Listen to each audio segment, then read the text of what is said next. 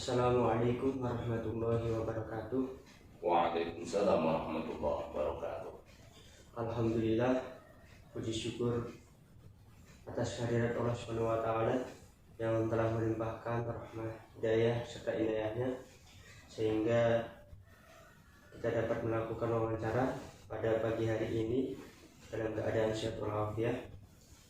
Tidak lupa salawat serta salam semoga tetap tercurahkan kepada Nabi kita, baginda Nabi Agung Nabi Muhammad Sallallahu Alaihi Wasallam yang kita nantikan syafaatnya di yaumul qiyamah nanti. Sebelumnya perkenalkan, nama saya Jawahirul Ahyar, NIM 23020200008, program studi pendidikan bahasa Arab kelas B. Saya selaku pewawancara. Kemudian sebelah kiri saya ada Ustadz Suratno, sarjana agama Islam, magister pemikiran Islam, selaku guru bahasa Arab di Madrasah Aliyah Negeri 2 Sragen sebagai narasumber saya. Bagaimana implementasi kurikulum pendidikan bahasa Arab di Madrasah Aliyah Negeri 2 Sragen KTSP dengan kurikulum K13? Bismillahirrahmanirrahim. Jadi implementasi pendidikan bahasa Arab kurikulum tingkat satuan pendidikan.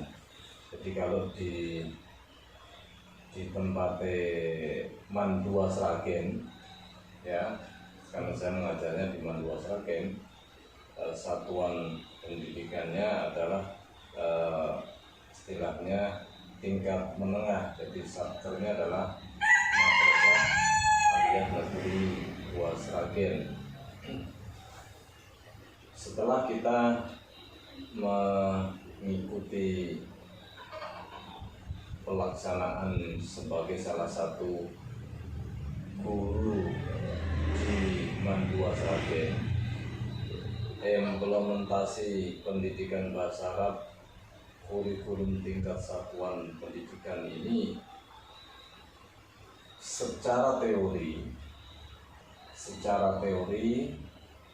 itu sebetulnya sudah cukup bagus. Di sana ada jurusan IPA, ada jurusan IPS, ada jurusan keagamaan. Jurusan IPA dan IPS itu diberi waktu 1 minggu 2 jam mata pelajaran bahasa Arab. Adapun di tingkat jurusan keagamaan ini 1 minggu 4 jam pelajaran. Jadi lebih banyak karena jurusan agama ini diharapkan lulus dari situ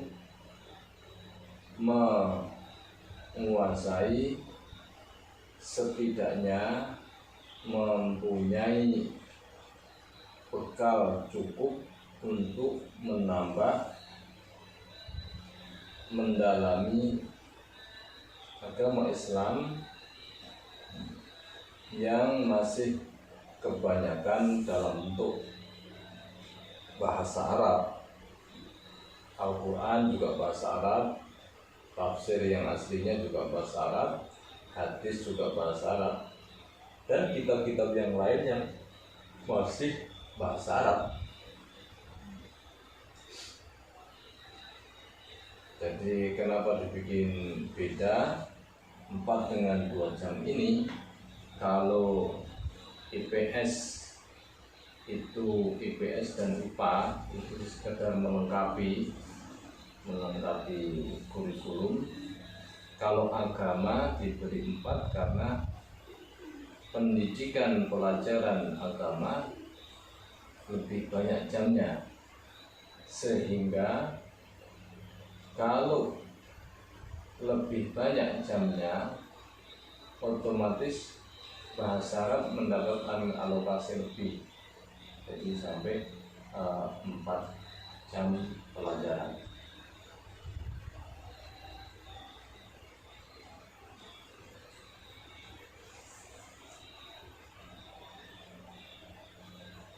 dalam teorinya ya, tapi dalam pelaksanaannya, karena namanya kurikulum itu tidak statis, kurikulum itu bersifat dinamis, yang kadang-kadang bisa berubah-ubah sesuai dengan situasi, kondisi, dan kebutuhan.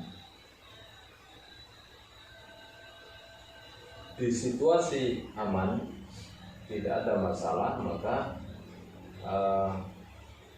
implementasi bahasa Arab ini bisa maksimal diberikan. Tetapi di saat-saat situasi dan kondisi yang tidak mendukung, tidak menjamin keamanan, seperti situasi kondisi politik yang sedang naik turun, itu sangat mempengaruhi pelaksanaan atau penerapan bahasa Arab itu. Nah, dalam hal semacam ini, guru bahasa Arab harus pinter-pinter mengolah dan memadukan metode.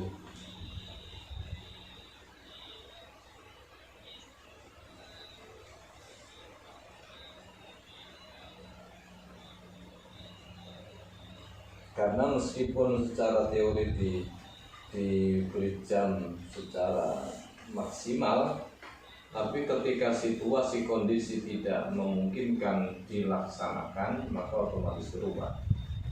Apalagi masa-masa pandemi semacam ini.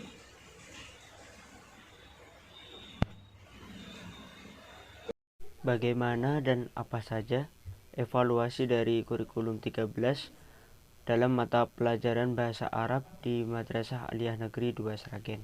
Kemudian yang berikutnya berkaitan dengan evaluasi pendidikan bahasa Arab kurikulum 13.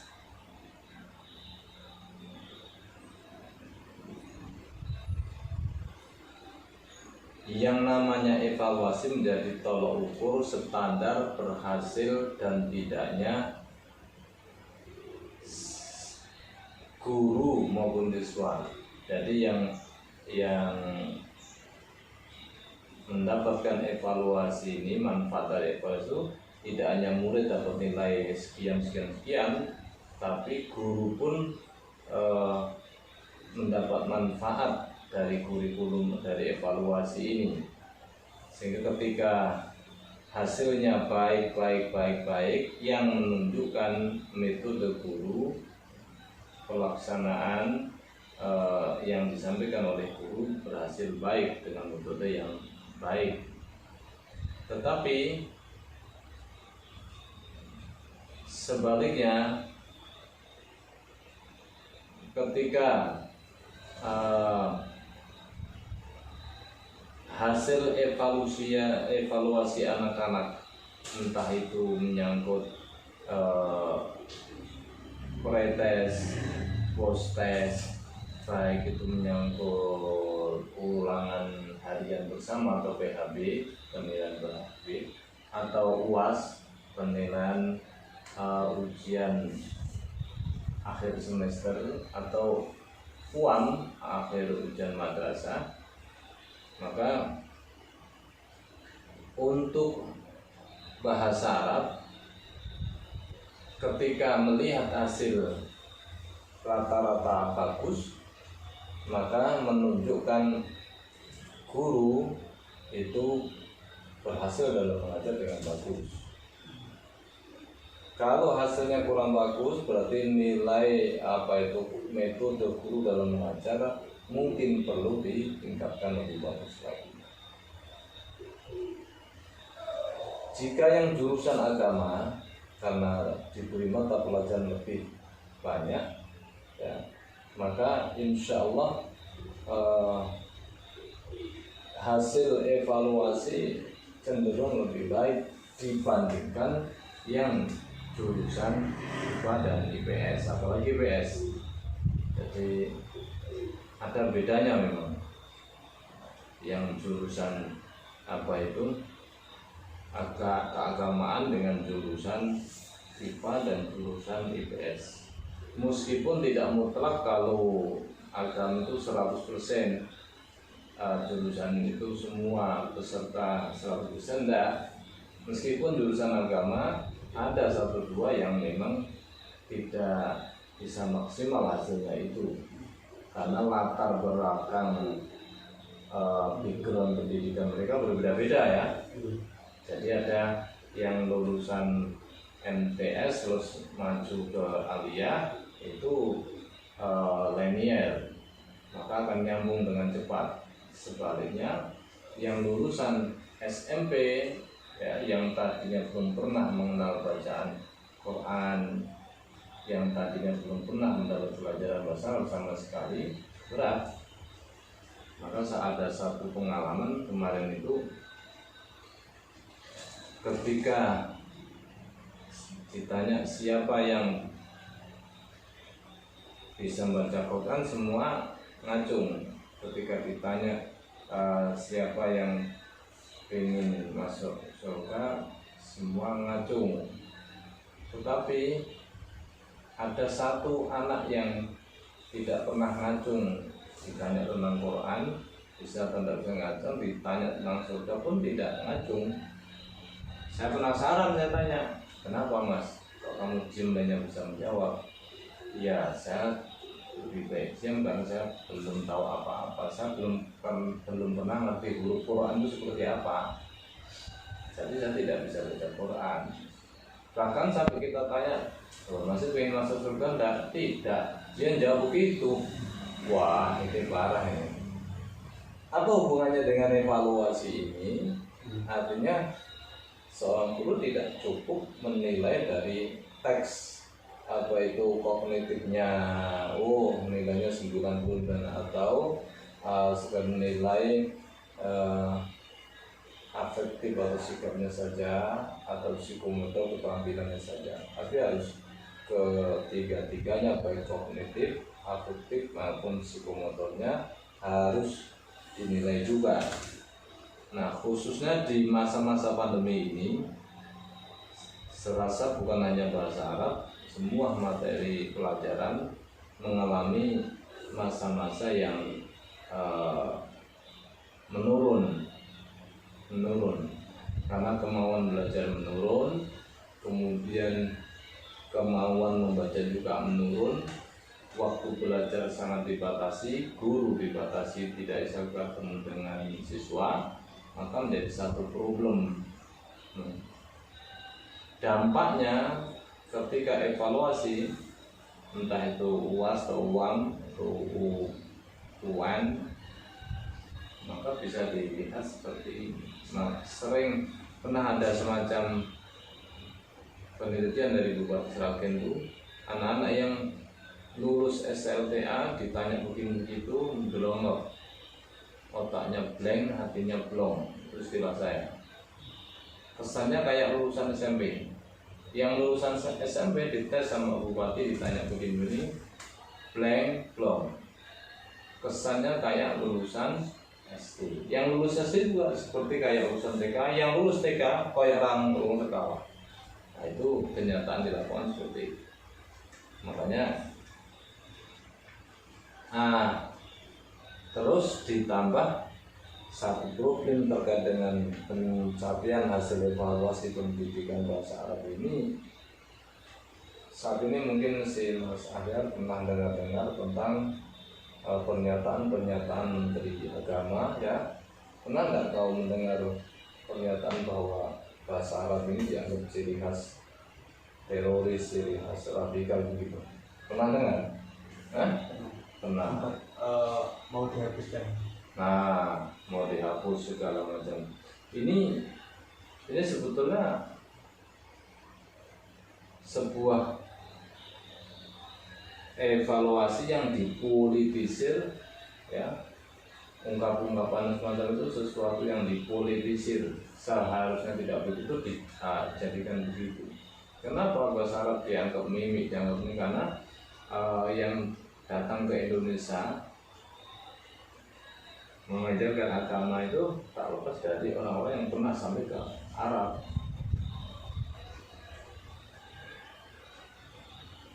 Kemudian orang-orang Islam yang baik, yang kuat, dianggap mengganggu kemajuan berbangsa dan negara. Dia tidak ingat merdekanya bangsa ini, peranan terbesar dan terbanyak adalah dari kalangan para ulama, para habaib, para kiai yang memiliki peranan besar. Jadi pernyataan sebagian pejabat yang menganggap bahwa bahasa Arab ciri khas komunis, ciri khas teroris, ciri khas radikal ini adalah upaya negatif yang membenturkan pola pikir umat Islam yang notabene mesti harus belajar bahasa Arab, karena kalau nggak bisa bahasa Arab juga tidak bisa paham Al-Quran.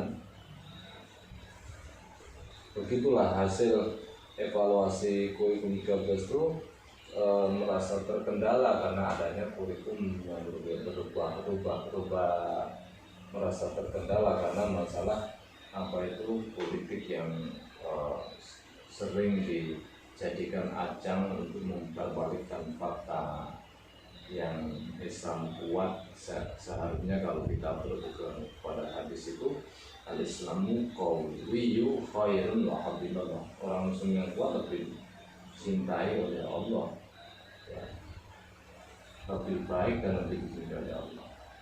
Tapi orang-orang yang tidak senang Islam, sebaliknya orang Muslim yang kuat itu bibit-bibit teroris gitu. Jadi kesimpulan evaluasi ini, pengaruh orang-orang pejabat itu besar dalam kaitannya dengan pendidikan dan kurikulum. Bagaimana dan apa saja peran guru bahasa Arab dalam pengembangan kurikulum 13? Bismillahirrahmanirrahim. Rabbana zidna ilman nafi'a warzuqna fahma. Fi hadha as-subah natakaddar ay natakhawwaru hal iqwal allati muta'alliqatu bil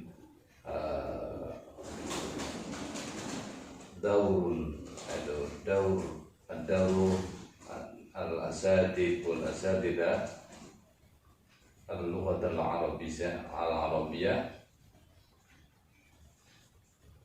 fi tarbiyah al-lughat al-arabiyyah.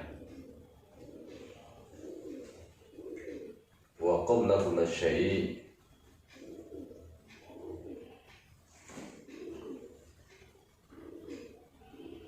uqaddimu lakum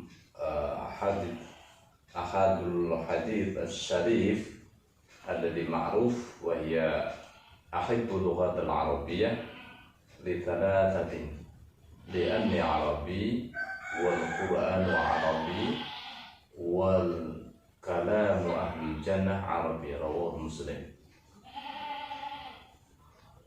Pagi ini kita melanjutkan bincang-bincang terkait dengan peran guru bahasa dalam pengembangan kurikulum pendidikan bahasa Arab. Dan sebelum kita lebih lanjut ngomong bicara tentang hal ini, saya mengingat salah satu hadis mulia dari baginda Rasul Sallallahu Alaihi Wasallam yang saya bacakan tadi, bahwa cintailah bahasa Arab karena 3 hal. Yang pertama, karena aku, maksudnya Rasulullah itu bangsa Arab. Yang kedua, karena Al-Quran itu bahasa Arab. Yang ketiga, karena percakapan penduduk di surga nanti berbahasa Arab. Ini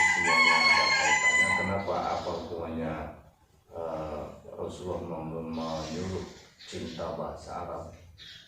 Jadi bukan sekedar menyuruh belajar, tapi suruh cinta, mencintai bahasa Arab. Masih 3 hal. Apa hubungannya bahasa Arab dengan cinta Nabi? Ya, kita sebagai muslim tentu memiliki konsekuensi terhadap syahadat tauhid dan syahadat rasul.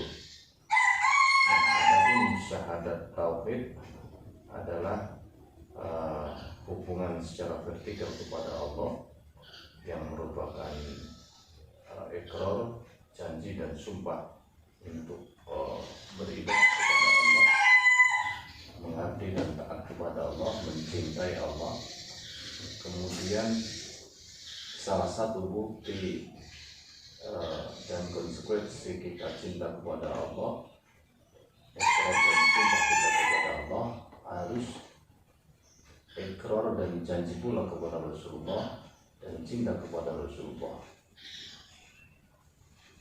Orang yang berkata cinta kepada Allah disyariatkan harus cinta kepada Rasul.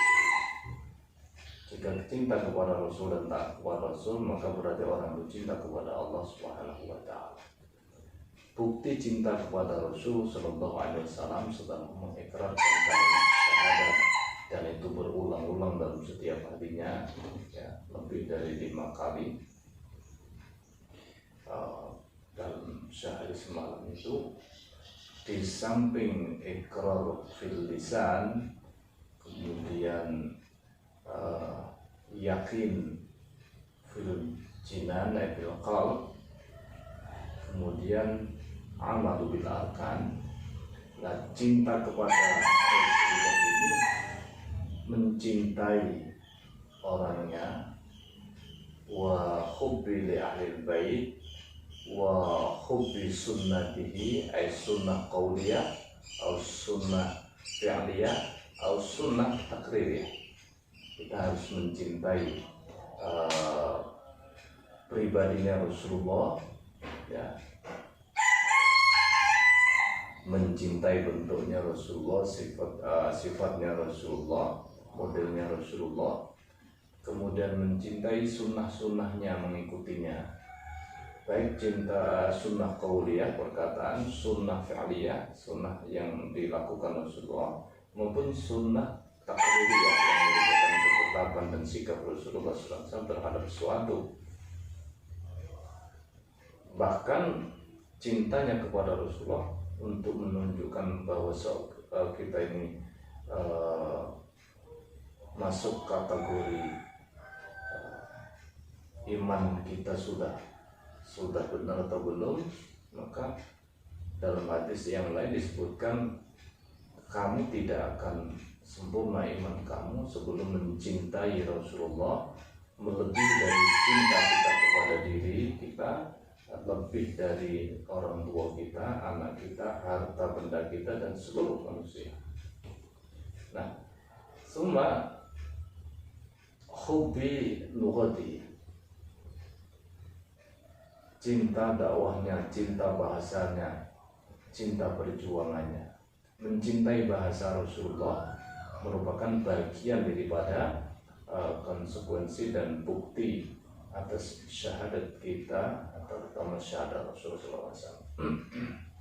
Apalagi untuk memiliki tiket sebagai orang yang dijamin syafaat, mau tidak mau kita kecintaan kita harus melengkapi, sampai bahasanya pun kita cinta bahasa Arab. Itulah kenapa para rasul, para ulama, para sholihin, para alim soleh dan sholihin itu rata-rata mereka orang yang paham bahasa Arab dan cinta bahasa Arab. Kemudian yang kedua, apa hubungannya Al-Quran dengan Rasul? Sangat erat. Banyak ayat-ayat, beberapa ayat yang menyuruh kita, ya, mengajarkan kita bahwa Al-Quran diturunkan dalam bahasa Arab agar kita berakal, biar kita berilmu, biar kita berpengetahuan. Itu salah satunya kuncinya bahasa Arab. Apalagi Quran merupakan center of science atau center of knowledge. Jadi kalau kita tidak paham bahasa Arab, tidak mungkin akan mengerti isinya Quran. Sementara Quran adalah merupakan pedoman hidup, way of life kita, jalan hidup kita, kemudian kunci seluruh kebahagiaan dan kunci seluruh problem manusia itu dalam Quran. Sementara Qurannya dalam bahasa Arab, maka kita diperintahkan cinta bahasa Arab karena Al-Quran bahasa Arab agar kita bisa memahami isi Al-Quran. Yang ketiga, karena semua orang obsesinya kepingin masuk surga, maka karena surga itu bentuk bahasanya besok itu dalam bahasa Arab, kita yakin begitu, maka bangsa manapun yang ingin surga pasti belajar bahasa Arab, minimal belajar ngaji, bisa baca Quran. Orang yang rajin baca Quran akan ditolong oleh Allah Subhanahu wa taala, yusabbihuhu biqaulillah. Nah, itu mukadimah kita. Jadi jangan sampai para generasi sekarang ini belajar bahasa Arab hanya sekedar untuk melengkapi dan memenuhi SKS atau sekedar nilai saja. Sekarang nilai sangat mudah dibuat siapapun ya. Para salafus saleh, para ulama terdahulu, bahasa Arab menjadi satu kebutuhan. Saking butuh dan senangnya bahasa Arab, sampai dari zaman dulu ya, zaman awal peradaban Indonesia, Islam masuk awal Indonesia, karena terbatasnya para tokoh-tokoh kita terhadap bahasa Arab, mereka nulis buku-buku dalam bentuk tulisan Arab pegon, tapi itu belum bahasa Arab, hanya tulisan Indonesia tapi ditulis dalam bentuk Arab yang disebut Arab pegon atau Arab Melayu. Itu sudah merupakan lumayan, sudah merupakan salah satu bagian kecil kecintaan terhadap bahasa Arab, sehingga tulisan Indonesia pun diarabkan. Wah, karena mau mentranslate ke bahasa Arab belum bisa, atau memahami bahasa Arab langsung belum bisa, membacanya aja belum bisa, maka itu istilahnya kitab jerindelan apa itu ya. Baik, kita mengarah ke fokus tentang peran guru bahasa, terutama bahasa Arab ya. Jadi guru merupakan suatu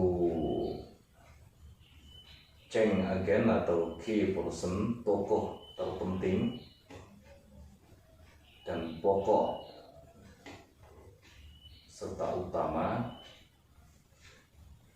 yang mentransfer ilmu, pengetahuan dan merubah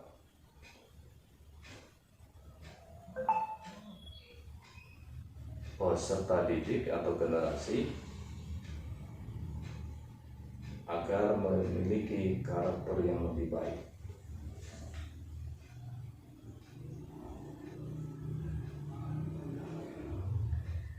Dari sini maka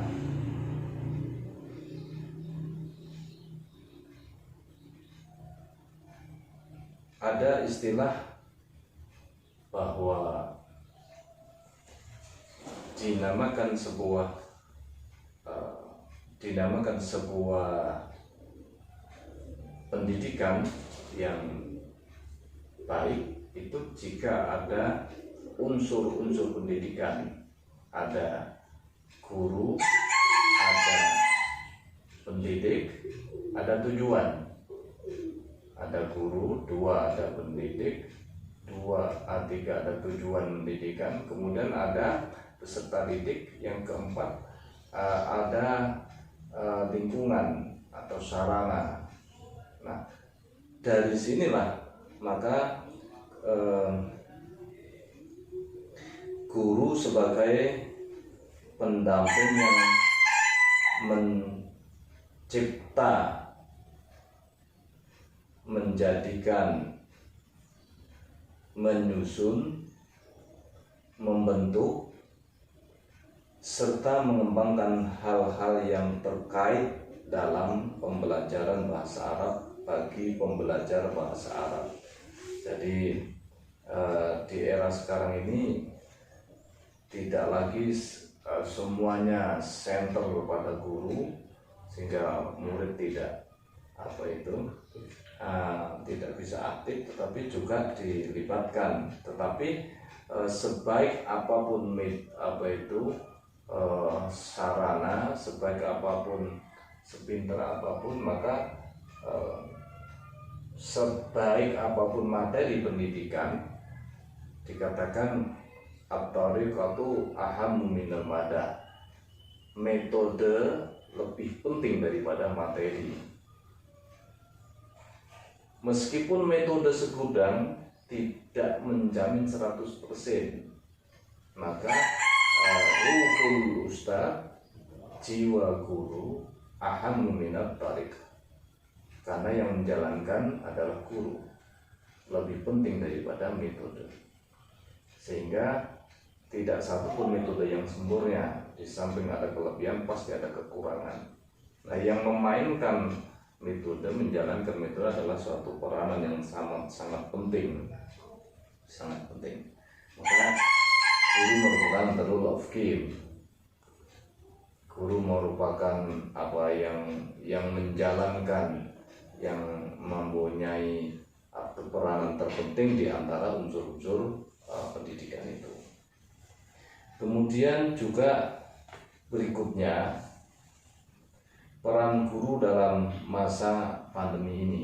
Nah, ini yang perlu kita tanggapi secara serius. Dulu semuanya serba bisa ketemu dengan guru, dengan sarana yang kita bisa masuk. Tapi setelah masa pandemi berubah, semuanya jadi online, ya, semua daring. Dan ini memiliki pengaruh besar dalam peranan guru, mempunyai perubahan besar dalam peranan guru juga. Maka dikatakan di masa-masa seperti ini bahwa guru tetap sebagai sumber materi dan merupakan inspirasi setiap pembelajaran.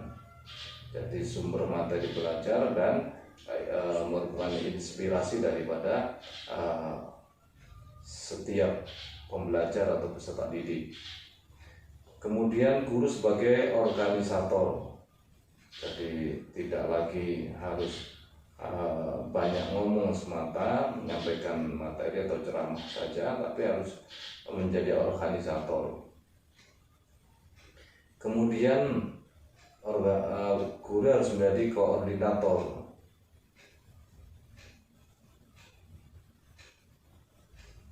Kemudian guru sebagai fasilitator dan guru sebagai sumber komunikator. Kemudian guru sebagai motivator dan guru sebagai evaluator setiap proses pembelajaran.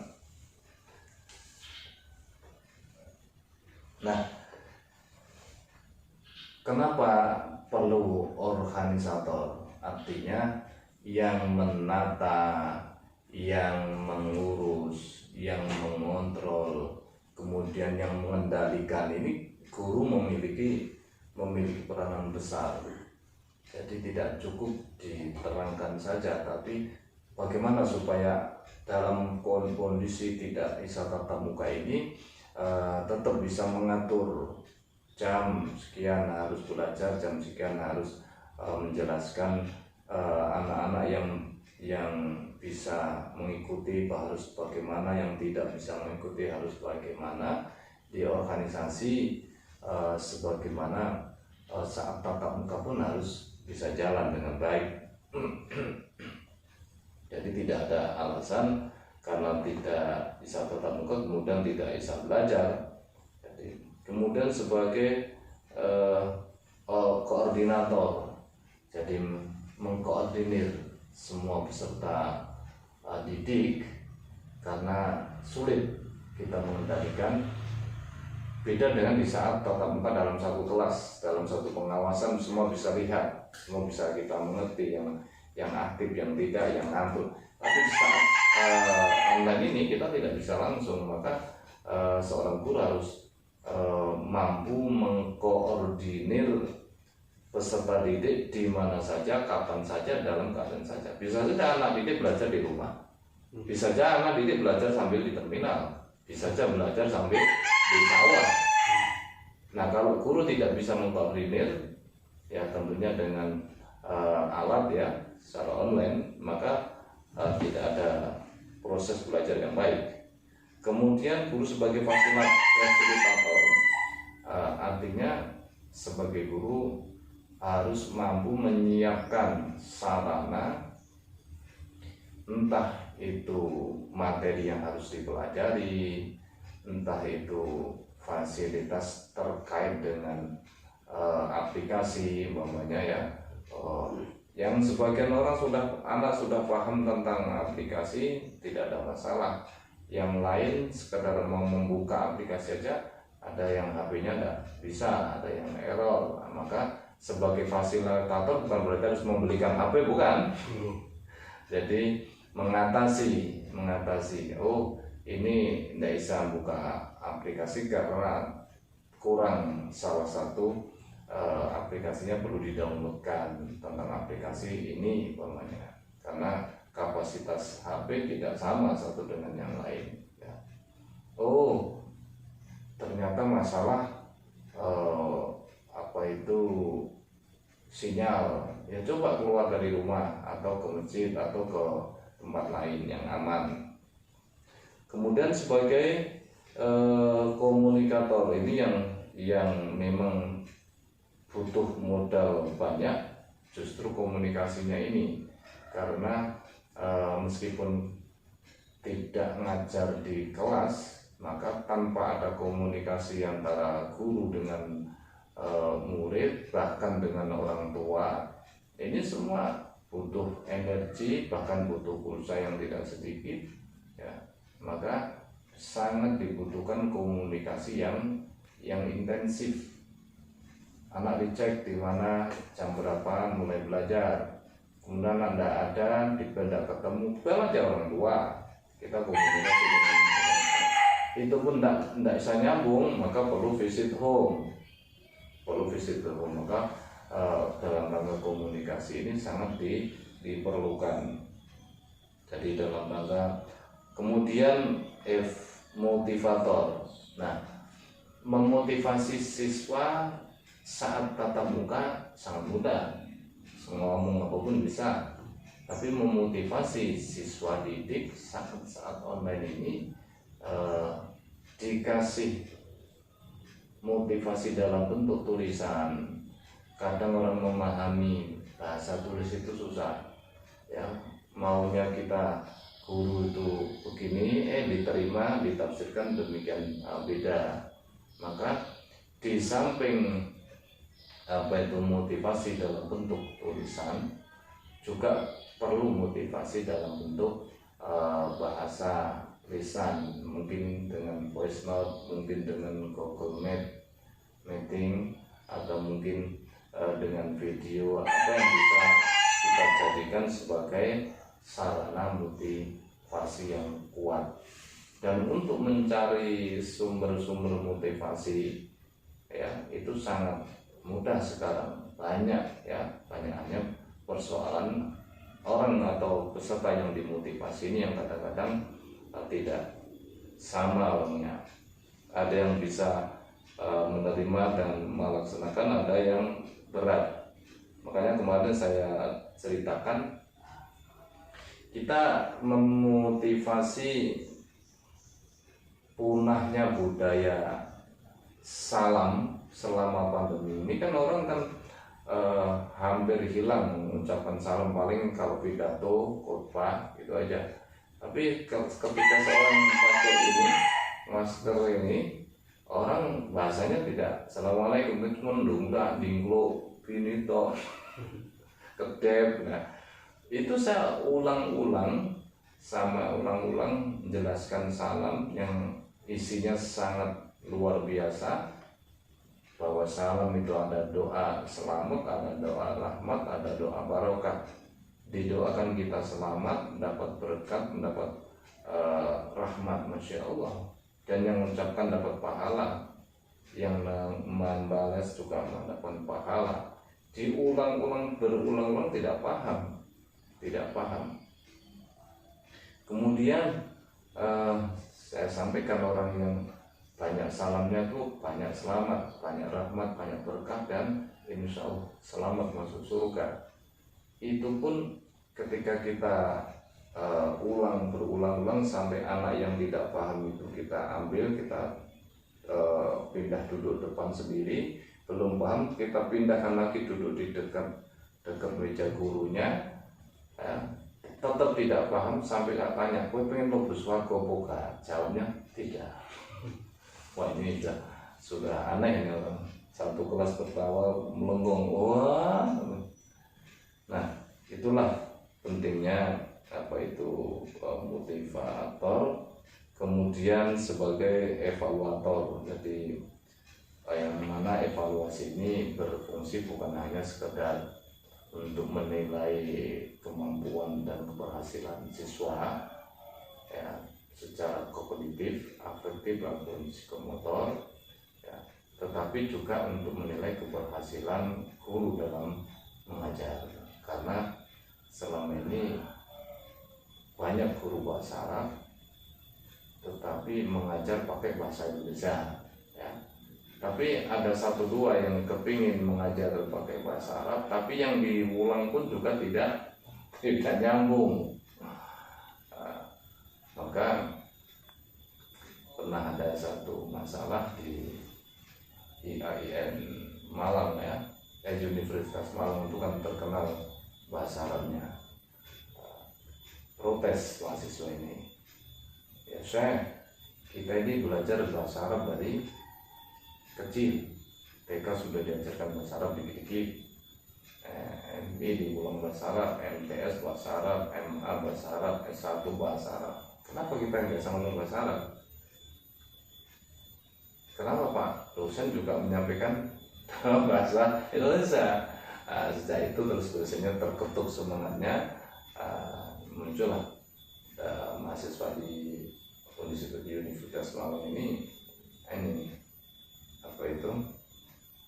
diasramakan, yang terutama yang jurusan bahasa Arab ini diasramakan, karena untuk menumbuhkan ghirah yang tinggi, hamasah atau semangat yang tinggi atau azam yang kuat itu butuh milieu, butuh lingkungan, dan butuh semacam habit forming, pembiasaan langsung, tidak hanya teori dan teori. Begitu juga kalau Mas Arya nanti belajar kelas internasional pada S2, seperti di UNS itu ada kelas internasional bahasa Inggris, kelas internasional bahasa Arab, yang dulu pernah saya ikut yang bahasa Arab itu, karena dosen menggunakan bahasa komunikasi bahasa Arab, evaluasi bahasa Arab, ya, as-su'al wal jawab bahasa Arab, muhawwarah bahasa Arab, hatta yatatassamu bahasa Arab, ya, sampai marah pun bil lughatil arabiyyah, ya, tugas-tugas atau watifah yang mau bil lughatil arabiyyah, bima tesis bil lughatil arabiyyah. Maka alhamdulillah kullu tulab wa talibat yata'awwadu fi kulli yawmin bil lughatil arabiyyah.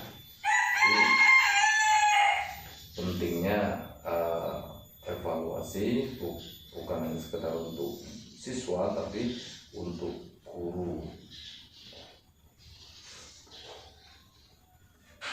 Nah, selanjutnya masih bicara tentang peranan guru, ya. Di samping sebagai pengajar, pembimbing, dan berperan sebagai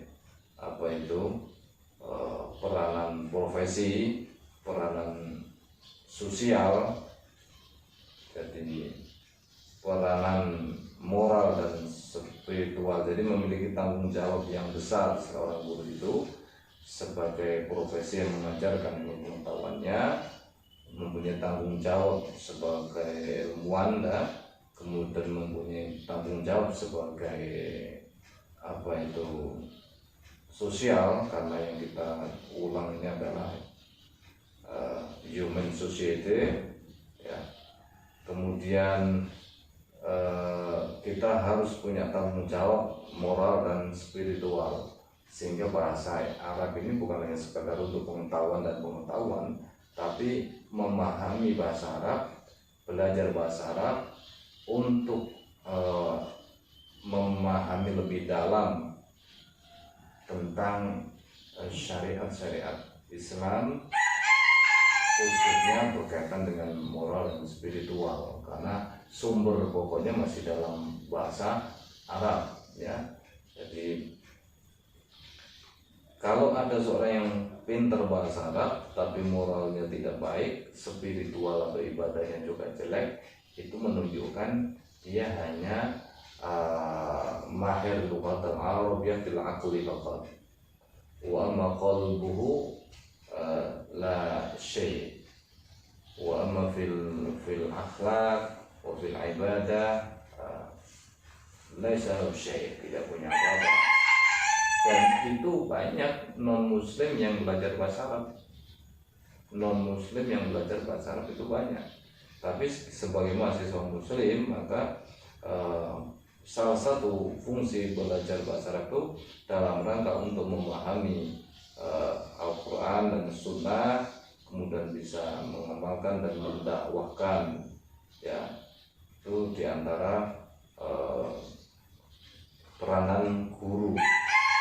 Nah, yang sangat terpenting lagi adalah seorang guru itu tidak cukup menjadi seorang pengajar, tetapi pendidik. Ini yang agak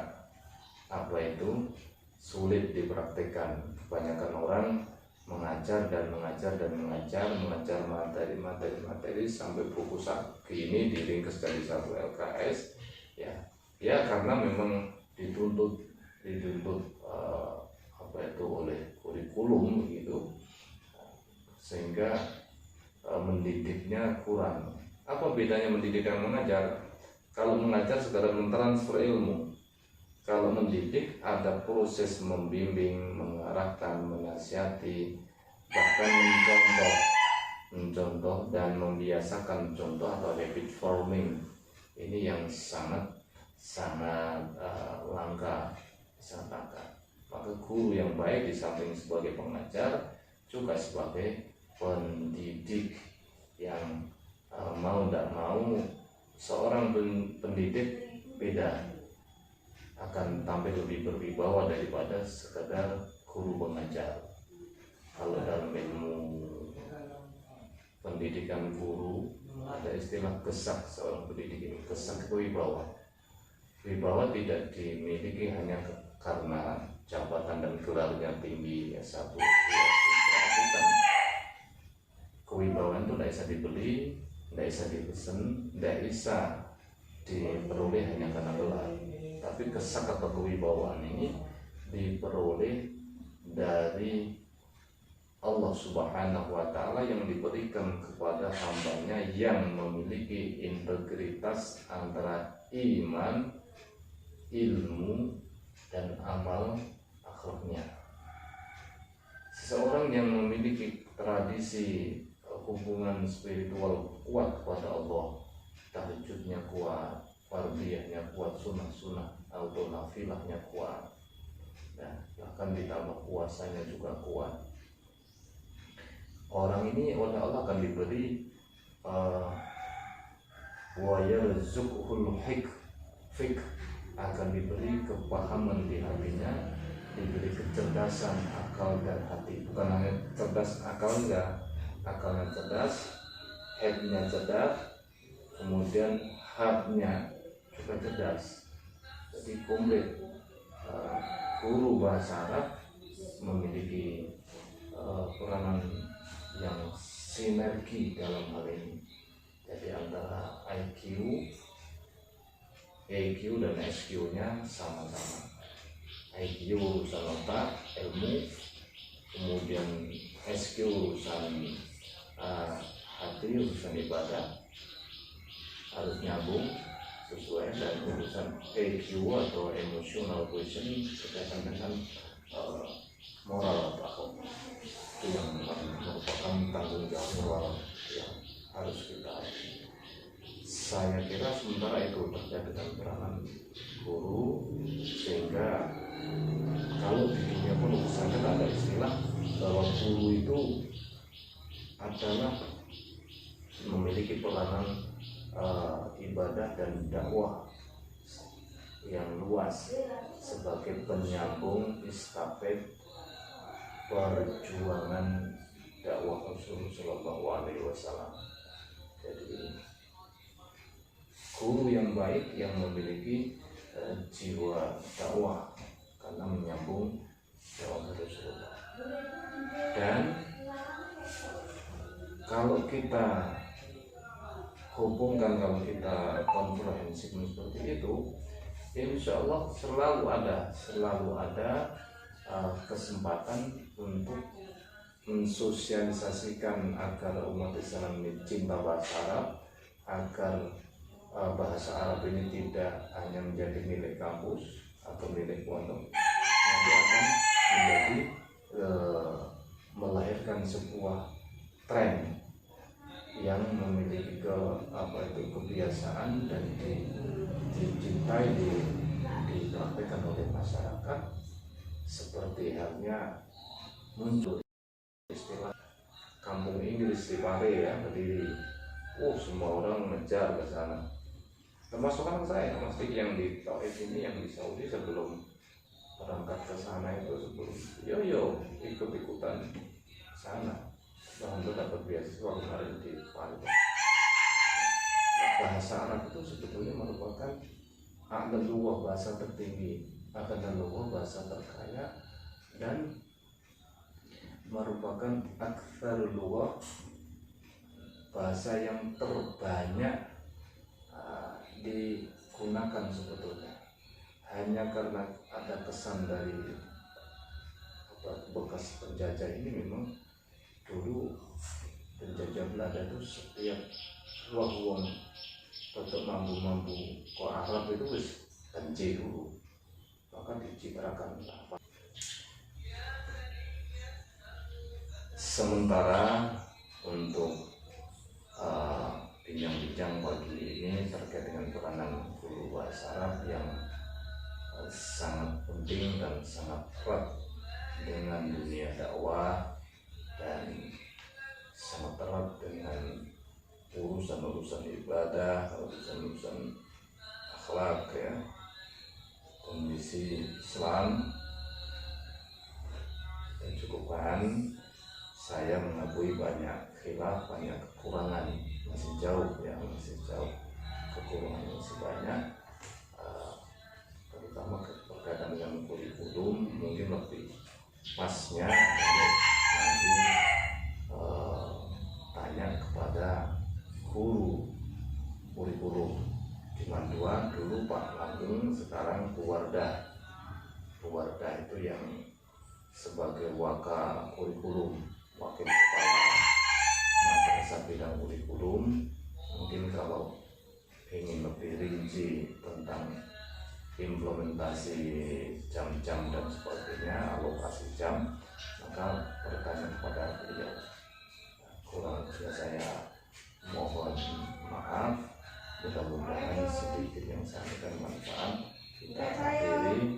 Subhanakallahumma wa bihamdika asyhadu an la ilaha illa anta astaghfiruka wa atubu ilaik. Wassalamualaikum warahmatullahi wabarakatuh. Terima kasih Ustaz atas materi yang sudah disampaikan. Saya selaku pewawancara, jika ada salahnya, kurangnya, Saya juga mohon maaf yang sebesar-besarnya. Semoga materi yang disampaikan bisa bermanfaat untuk saya.